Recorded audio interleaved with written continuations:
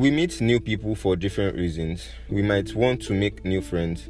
We might just be bored, looking for a replacement to former relationships, connections, to learn about something new, and so many other reasons. But do we really ask ourselves why we want to meet new people before we do? What's up, people of this weird planet called Earth? Welcome to episode 42 of Reality Monday with yours truly, Damilola Mapa. So, for me, I meet new people for different reasons, which can't be more than making new long-term friends. That's the most important reason why I meet new people. And I meet people just so I can learn from them, vibe with them, but mostly making long-term friendships, like I said. But imagine me with this kind of intentions or mentality, meeting someone else that's just looking for new people, basically for the reason, like a lady looking for getting to know new people, basically for the reason of replacing probably a last boyfriend. In an initial conversation, like a one-on-one conversation, or maybe we meet online and we get to vibe, we might actually vibe and go along. But because of the social norm that I don't want to be the girl that told a guy I like him, then she'll probably hide all these intentions behind the vibe and everything. But at the end of the day, she'll obviously have her own intentions and I'll have mine. So although I see the sense in ladies doing this, but there's a simple solution. I feel like there's a solution to this, because it's a two-way thing. Trying to know someone or trying to know new people, meet new people, or trying to create connections with them is a two-way thing. But people don't really ask the questions or have the conversations of what they really want from each other when they vibe or when they start to talk. And this in turn turns into immature ghosting or becoming strangers at the end of the day, which isn't really cool. But these are all things that could be prevented just by intentionally having conversations about these things. And I think most people have gotten used to the conventional way of getting to know new people or getting to create different connections with people, which is the fact that you get to meet someone today. Probably if you want to be in a relationship with them, you'd have to wait a little while. I think that's a norm for most ladies. You have to be patient.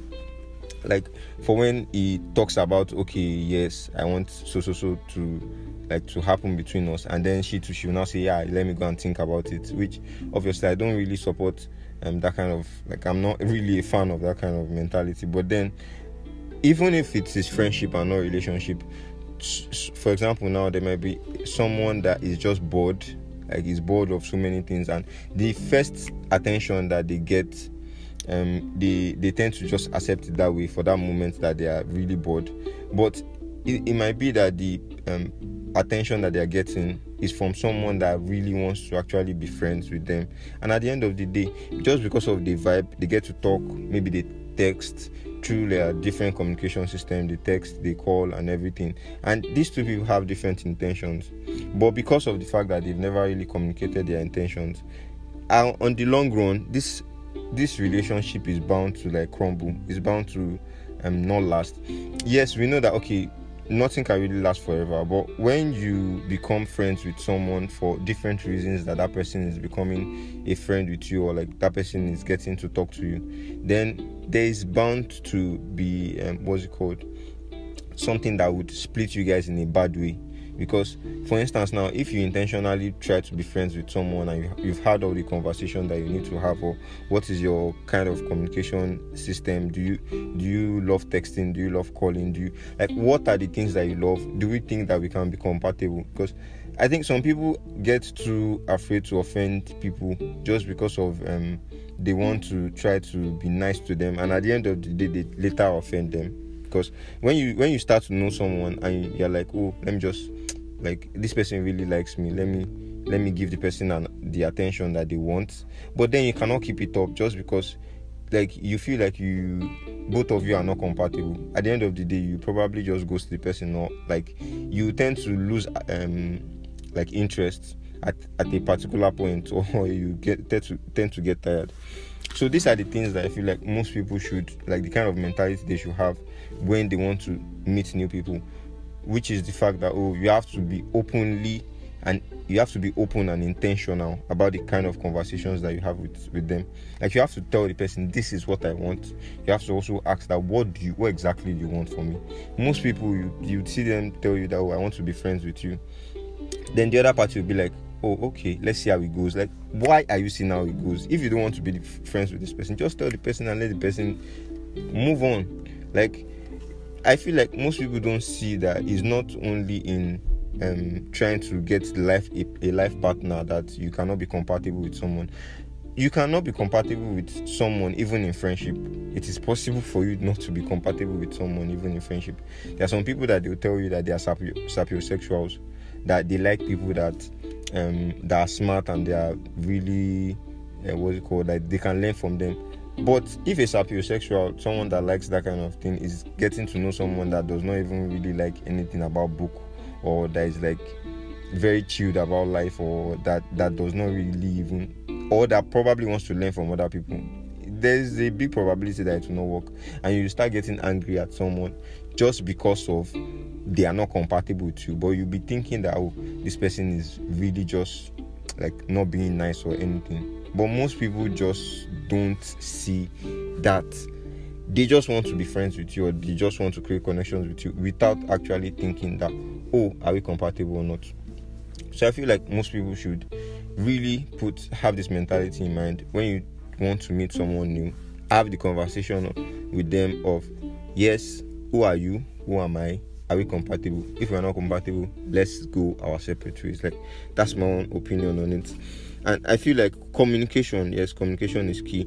Communicating and having intentional conversations of what you want from each other saves a lot of stress and unnecessary grudges at the end of the day, because you'd have understood that you all are either compatible or not. It doesn't just happen with life partners. Like I said, you have to also understand, if you just want someone that'll be a texting buddy for a temporary time, why don't you just tell the person? Like, why do you have to put the person through the stress of, let's be friends, when you don't actually want to be friends?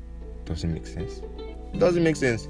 Then people will start complaining that you see the norm of, everybody's used to this ghosting thing. So yeah, I feel like anybody that is listening to me, please don't let other people go through the stress of, yes, this is what I want from you, and you're not giving the person that energy, but you don't want to tell them just because you want to be nice. At the end of the day, they will still later tag you as not nice, or they'll probably be like, this person is a douchebag. She gets.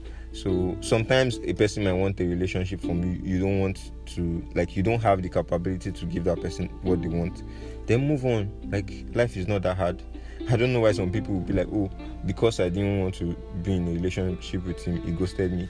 Obviously, you did not have what the person wanted. So why shouldn't he move on? Like, he's a human being after all. So yeah, this is my opinion, and I hope that I've passed a very important and valuable lesson to anybody that's listening to this.